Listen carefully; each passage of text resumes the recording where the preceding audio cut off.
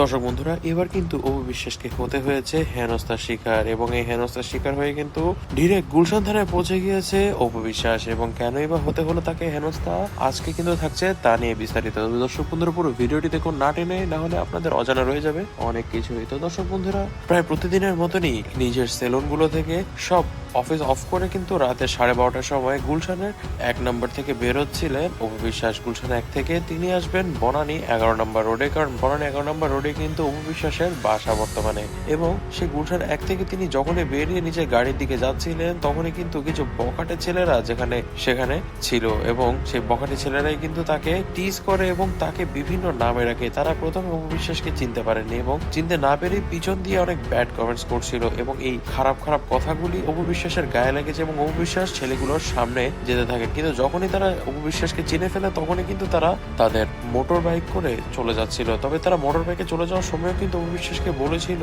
12 ভাতারি, এবং এই কথাগুলোই কিন্তু একদমই গায়ে লেগে যায় অপু বিশ্বাসের। এবং অপু বিশ্বাসের অফিসের সামনেই কিন্তু ছিল সিসিটিভি ক্যামেরা, এবং অপু বিশ্বাস সেই ফুটেজ নিয়ে কিন্তু হাজির হয়ে গিয়েছিল রাতের 1টার সময় গুলশান থানায়, এবং সেই বখাটেগুলোর নামে কিন্তু মামলাও করেছে অপু বিশ্বাস। এবং এই অপু বিশ্বাসের পাশে কিন্তু এসে দাঁড়িয়েছে এখন ঢালিউডের সবাই। ঢালিউডের সবার মধ্যে কোনো বখাটেদের রেহাই নেই। কোনো বখাটেদের যদি এখন সুযোগ দেওয়া হয়, তারা ইন ফিউচারে সেই ব্যাড কমেন্টস গুলোকে রেপেও পরিণত করে ফেলতে পারে। যে হ্যাঁ দর্শক বন্ধুরা, আজকে হয়তো বা তারা খারাপ কথা বলছে, কোনো মেয়ের দিকে খারাপ কোনো কিছু করছে বা কোনো কিছু বলছে, কিন্তু কালকে যে কোনো মেয়ের দিকে সরাসরি কোনো খারাপ কাজ করে ফেলবেন, এটি কিন্তু কোনো গ্যারান্টি নেই। এবং এই জন্য কিন্তু পুরো ঢালিউডে এবার অপু বিশ্বাসের সঙ্গে লড়তে হবে এই বখাটেদের বিরুদ্ধে। এবং জানা যাচ্ছে গুলশান পুলিশ কিন্তু রাত থেকে কাজ শুরু করে দিয়েছে ইতিমধ্যেই। সেই বাইকের নাম্বার দিয়ে বাইকের মালিকের ঠিকানা বের করে ফেলেছে গুলশান পুলিশ। এছাড়াও কিন্তু জানা যাচ্ছে বাইকটি আসলে ঢাকার নাজিরা বাজারের, এবং নাজিরা বাজার থেকেই কিন্তু বাইকটিকে ইতিমধ্যে উদ্ধার করার জন্য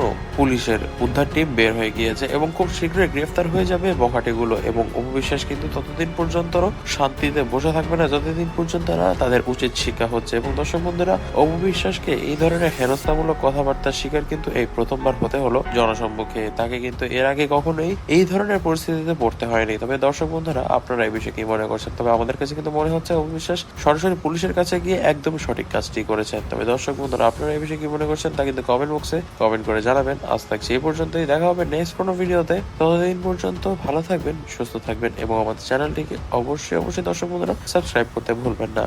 ধন্যবাদ।